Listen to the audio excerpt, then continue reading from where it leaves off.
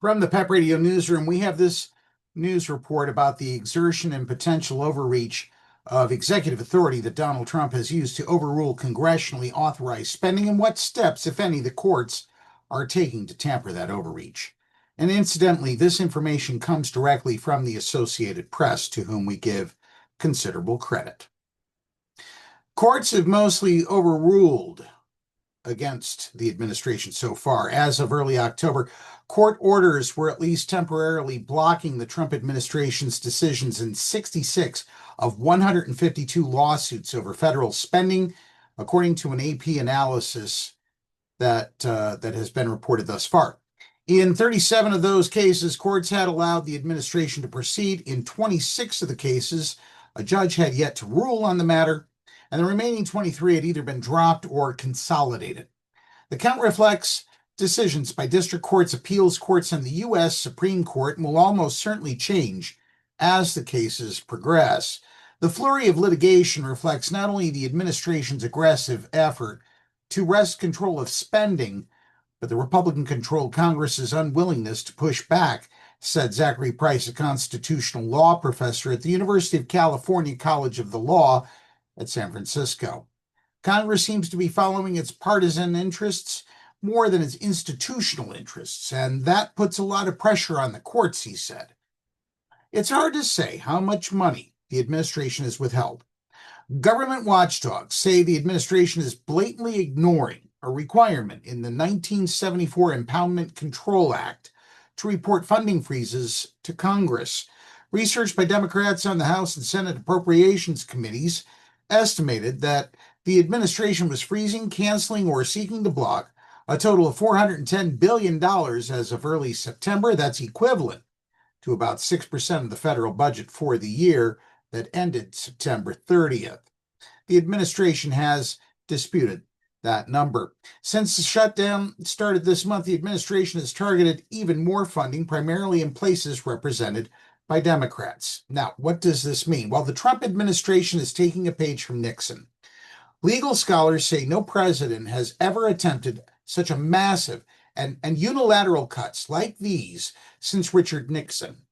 The moves reflect an expansive view of executive power that is at odds with the Impoundment Control Act, court rulings, and the U.S. Constitution, which grants Congress supremacy over spending, experts say. So the power they've claimed is the power to delay and withhold funds throughout the year without input from Congress, said Sarah Lindgren-Savage, counsel with Protect Democracy, which is involved in multiple lawsuits against the administration. That's a theft of Congress's power of the purse, they said. In a message to Congress earlier this year, the White House said it was committed to getting America's fiscal house in order by cutting government spending that is woke, weaponized, and wasteful. Well, heaven forbid we have that. White House Budget Director Ross Vaught, a proponent of withholding federal funds, has argued presidents long had the power to spend less money than Congress appropriated if they could cut waste or be more efficient, and that power is needed to address the country's massive debt. But here's the problem, Russ. Here's the problem.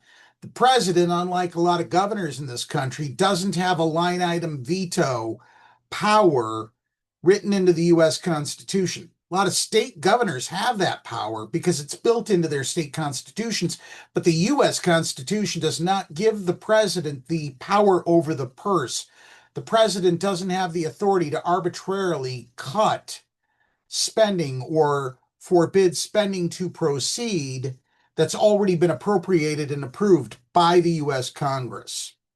The government shutdown opened up a new opportunity to cut spending. He said this month on the Charlie Kirk show.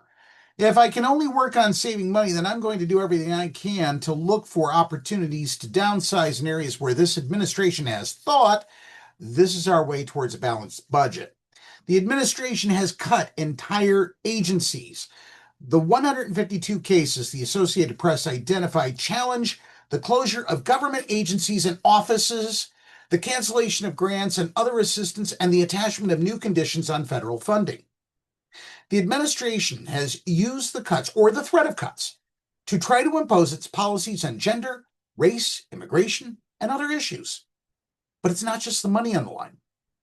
The funds supported jobs, school lunches, health programs, scientific research, infrastructure projects, foreign assistance, disaster preparedness, like with Hurricane Melissa coming, education initiatives, and other programs.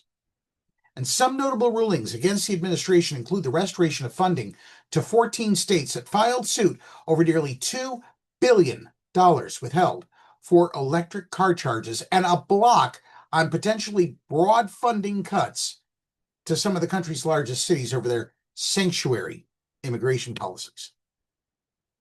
There are plenty of judges who have raised constitutional concerns.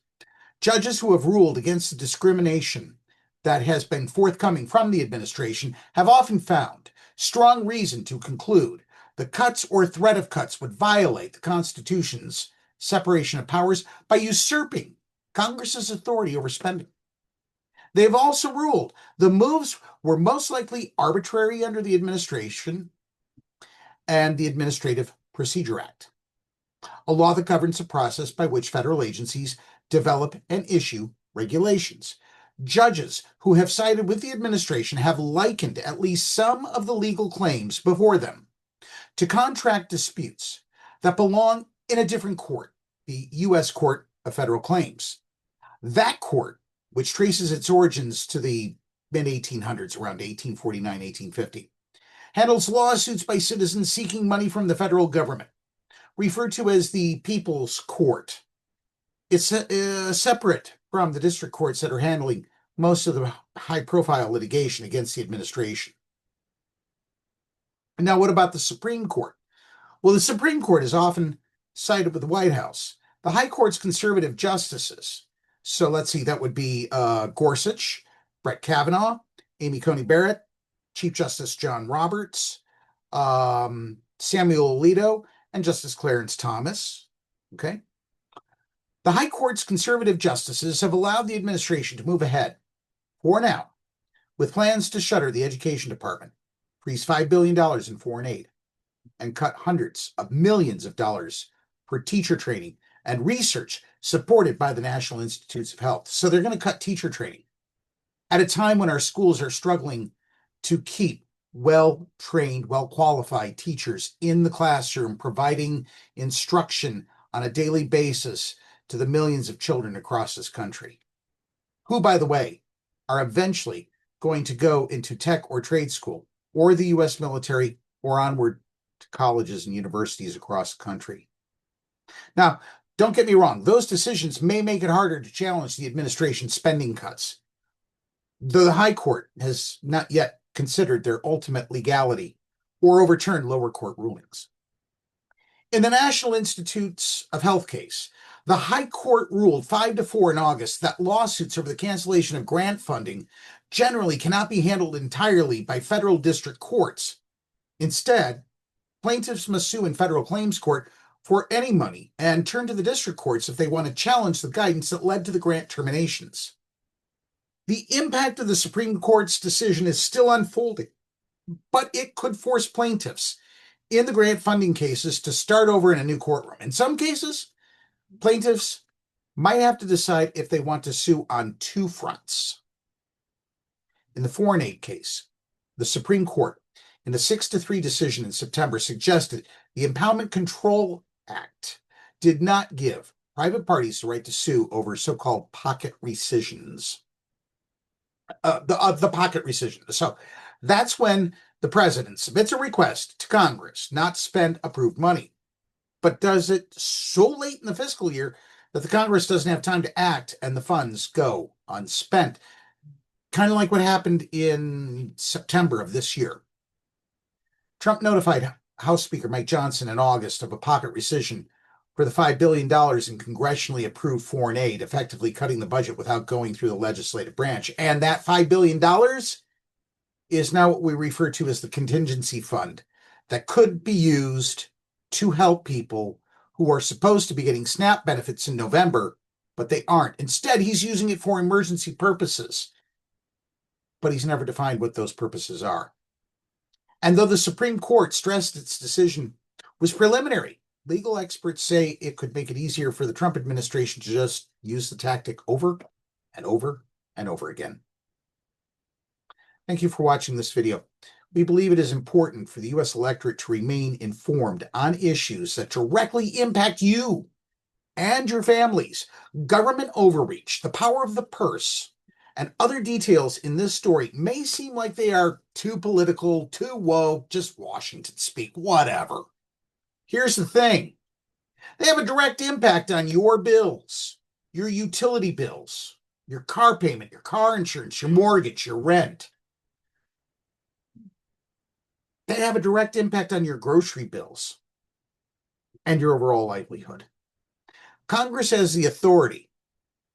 They have the power to authorize spending. Courts have the power to rein in the executive branch, but if both the courts and the Congress are powerless to overrule the executive branch, then what sort of democracy remains? From the PEP Radio Newsroom, I'm David Moore reporting.